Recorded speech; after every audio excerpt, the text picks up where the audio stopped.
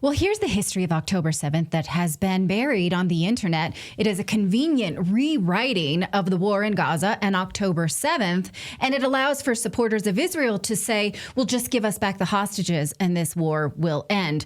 The truth is that Israel has many times offered to or declined to take their hostages back when Hamas offered, and that Hamas originally offered all hostages back in exchange for their hostages that Israel had, and Israel refused. The phrase all for all seems to be buried on the internet. What it refers to is Hamas's early offer to release all Israeli hostages in exchange for Palestinian prisoners, many of whom I want to say were hostages, and I'm going to prove that in a second, and that has virtually disappeared from English language media and archives. So if you look around for proof of this all-for-all prisoner swap, that it was Hamas's original demand, it's hard to find now, but it was widely circulated in Eastern press in 2023, although very few American outlets picked it up, probably because it highlights Israel's practice of detaining Palestinians without cause,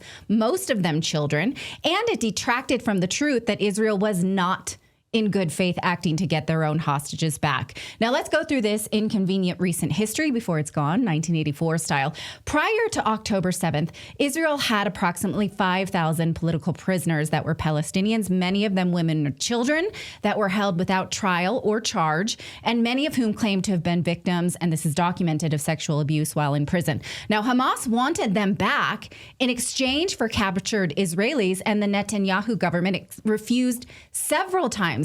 Now, right after October 7th, this was reported in Israeli press outlets as well. This is Ynet saying that all for all was the original deal. Israel rejected this because they said, this was their claim, we can't trust Hamas. So imagine you're a family member of a hostage and the Israeli government won't at least try a full prisoner exchange, a full hostage exchange. It's not that hard to trust that this goes right, have all your people out in the open.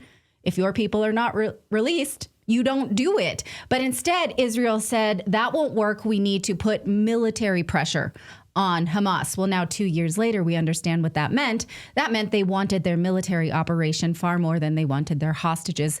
Clearly, families of the hostages confirmed that the Netanyahu government refused when Hamas offered them all as recently as as soon after the war as October 9th. Here's the coverage of this again from the Times of Israel. The families say that the Netanyahu government refused to agree to the hostage release in the immediate aftermath of October 7th. Take a look at this quote from a hostage family representative. We found out that Hamas offered on October 9th or 10th to release all the civilian hostages in exchange for the IDF not entering the Gaza Strip, but the government rejected that offer. So don't tell me that this can end if Hamas gives all the hostages back when this has been on the table all along. Now, let's talk about those Palestinian prisoners for a minute. Some jerks on X are telling me these are all convicted criminals.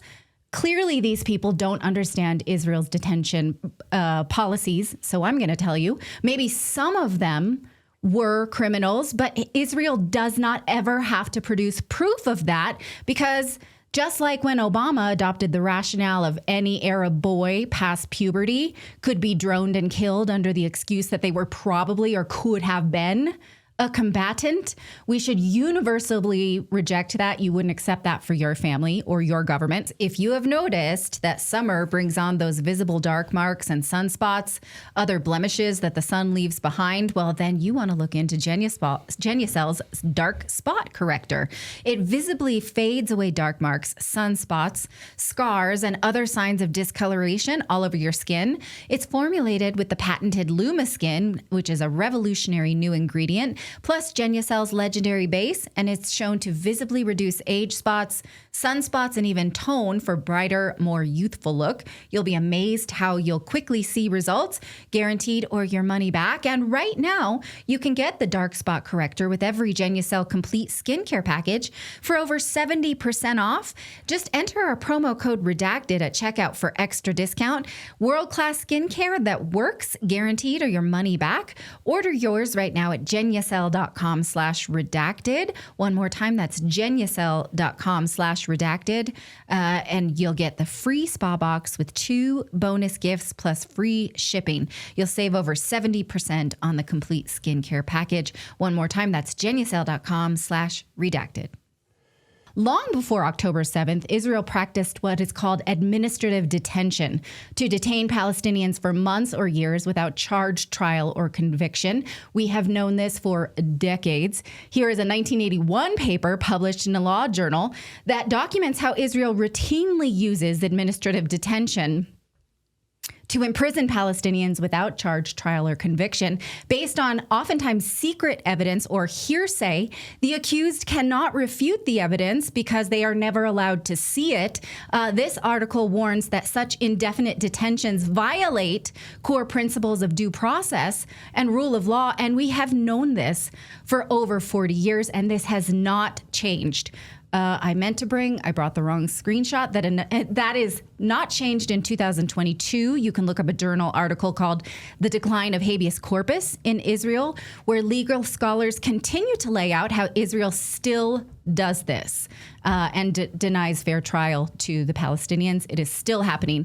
Now, the American press was willing to admit this prior to 2023. Here's a 2019 article about a video that went viral where an IDF soldier went to an elementary school to detain this 9-year-old boy who they say was throwing rocks. And in the video, the teacher tries to prevent the detaining of her student, and the soldier threatens to break her arm. This was not unusual at the time. And in fact, Vox admitted that Israel was doing this to the tune of between 500 and 700 children per year. Children detained by Israel. Now, that was clear. We saw evidence of this when the prisoner exchange eventually did happen. Many of them were, in fact, women and children. Now, when we point this out, people say probably, women and children can be criminals too. Of course they can. This should not be controversial. This should not be at all something we have to guess at. Either they're convicted with proof or they're not. If some government took your child, accused them of throwing rocks, gave you no evidence, no right to a lawyer, did not inform you of the charges, showed no evidence, and then continuously renewed the detention indefinitely, how would you feel? And are we for that if we support Israel? I'm against that on behalf of every government. No government should be able to do that. That doesn't mean I support terror. That means I think that also is terror. People want to argue with me on X, saying that those are probably all criminals. Like this person saying it's a fair guess that most of those Palestinians that Israel had in their charges were criminals. And I'm saying probably they are criminals is not a standard of justice that any of us should accept. It is a rationalization for injustice. You would not want that for your family. That logic would never be acceptable if it was applied to us. So, of course, we don't support Hamas. We don't support the Netanyahu government. We support the civilians on both sides. None of them should ever have been dragged into this, full stop. So these people saying that, we just want the hostages back, that's what the Netanyahu government is after, that has been disproven. That's not true. They didn't. They wanted the war more than they wanted their own people. I think that evidence is clear now. So that's no longer a rationale to support this war. So let me know what you think of that.